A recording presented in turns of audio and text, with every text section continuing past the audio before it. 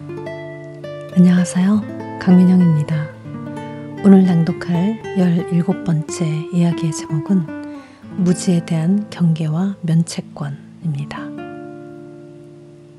영화 더 리더는 베른하르트 슐링크의 장편 소설입니다. 독일 현대사의 상처를 다룬 소설을 원작으로 감독 스티븐 데이비드 달드리가 만들었습니다. 15세 소년 마이클은 비가 억수로 쏟아지던 날 귀갓길에서 구토하고 열이 오릅니다. 36세의 한나가 지나가다가 마이클을 도와주게 되죠. 마이클은 열병에서 회복되자 꽃을 들고 그녀의 집으로 찾아갑니다. 서로에게 이끌린 두 사람은 격정에 빠지게 됩니다. 그 후로 그를 모르는 한나는 성관계를 갖기 전에 마이클에게 책을 읽어달라고 요청하고 마이클이 읽어주는 이야기를 들으며 펑펑 울거나 즐거워합니다. 이 영화는 금기를 넘은 둘의 위태로운 욕망과 관능 속에서 지적인 갈망과 공감을 보여줍니다. 둘의 관계가 깊어가던 어느 날 한나는 아무 말도 남기지 않고 사라집니다. 그녀의 잠적에 분개하며 배신과 상실감으로 방황하던 마이클은 몇 년이 지나 법대생이 되었고 그가 참관하게 된 전쟁 범죄의 한 재판정에서 피고인으로 나온 한나를 본 마이클은 큰 충격에 빠집니다. 한나는 미성년자인 마이클을 떠나 나치 수용소의 감시원이 되었습니다.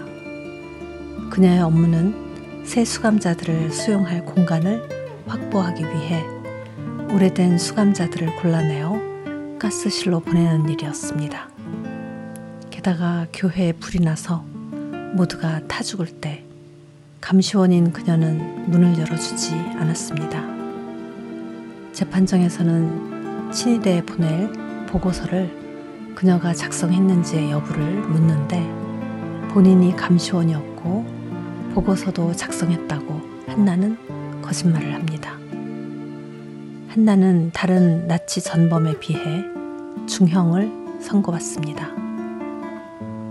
마이클은 그녀가 보고서를 작성할 수 없는 문맹이라는 것을 밝히면 무기징역에서 감형받을 것을 알지만 한나가 많은 사람들을 죽게 한 자기 행위에 죄의식을 갖지 않는 것에 번민하면서 판결을 관망합니다.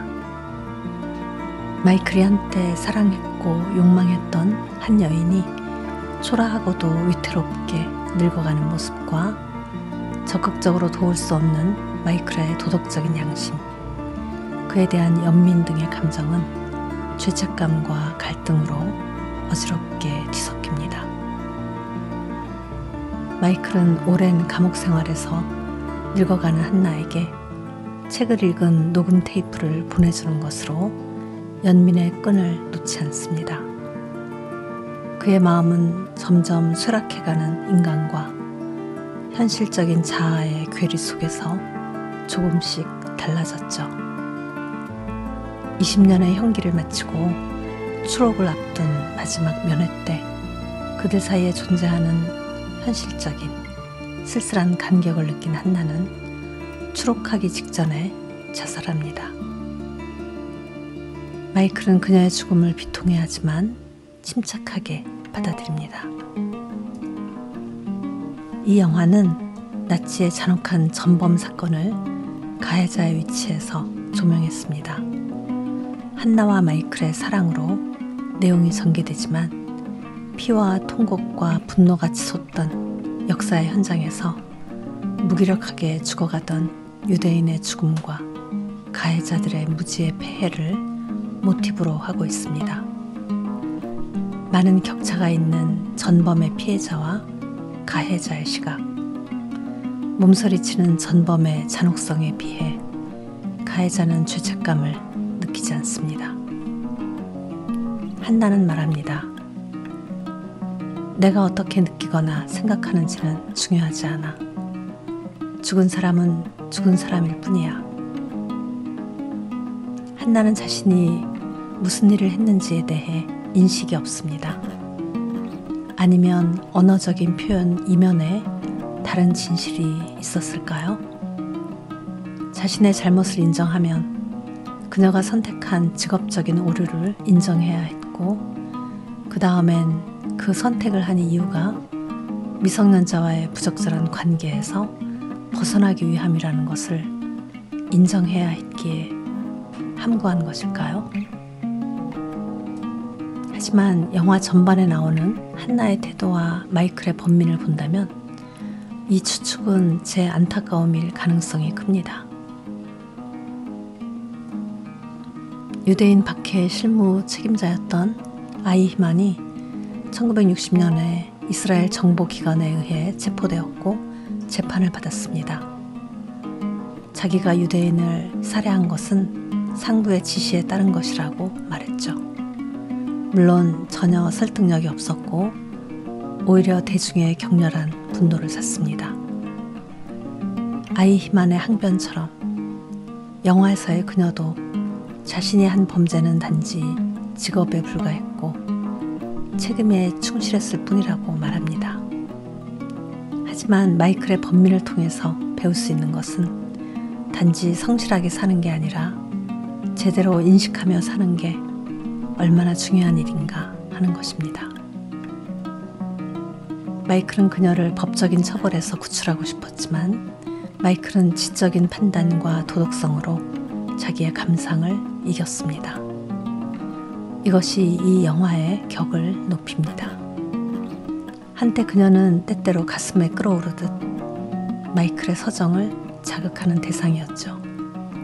하지만 그것이 면책의 사유가 될 수 없다는 그의 분명한 결정이 지적인 안정감을 주며 정사 장면보다 더한 매력에 전율하게 합니다. 한나 아렌트는 유대인 학살의 전범으로 기소된 아이히만의 재판을 취재한 책 예루살렘의 아이히만에서 아이히만은 평범한 인상이었으며 어리석지 않았다. 그를 범죄자 중에 한 사람으로 만든 것은 무사유였다 라고 기술합니다.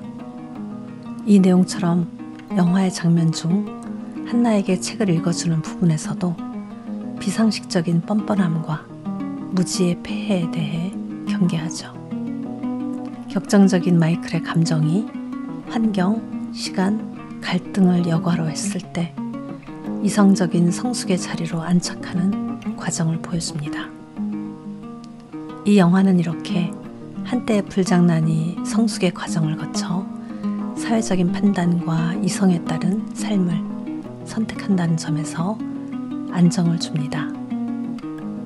인간 사회의 도덕과 규범을 벗어난 격정 혹은 사랑의 이름으로 광분하는 극단적인 픽션은 태풍을 동반한 폭우처럼 이 사회를 강타하고 범람합니다.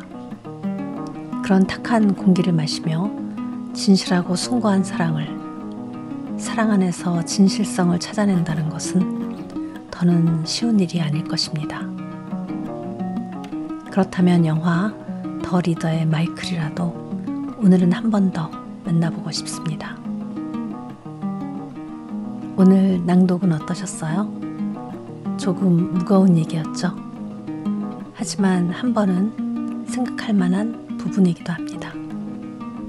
인간에게서 지속적인 아름다움을 발견하는 순간은 정신의 성숙, 사유, 높은 가치관을 발견했을 때입니다.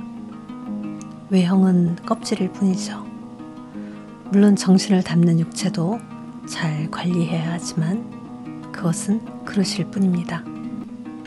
그릇은 무엇이 얼마나 담기느냐에 따라 가치가 달라지죠. 사람이 가장 반짝이는 순간은 그의 내면이 훌륭하게 빛날 때이기 때문입니다. 고고한 생각과 행위가 인간을 완성하니까요. 위에 언급한 영화에서 한나는 자기의 문제를 인식하지 않아 잘못을 깨닫지 못했고 참여하지 않는 추한 늙은이로 죽었습니다. 그에 반해 마이클은 관계와 문제를 보는 자세가 훌륭했죠. 그는 내적인 성장을 한 성숙한 사람이 되었습니다. 오늘 시간이 허락된다면 영화 더 리더를 한번 보시는 건 어떨까요? 오늘도 즐거움이 넘치는 하루가 되길 바랍니다.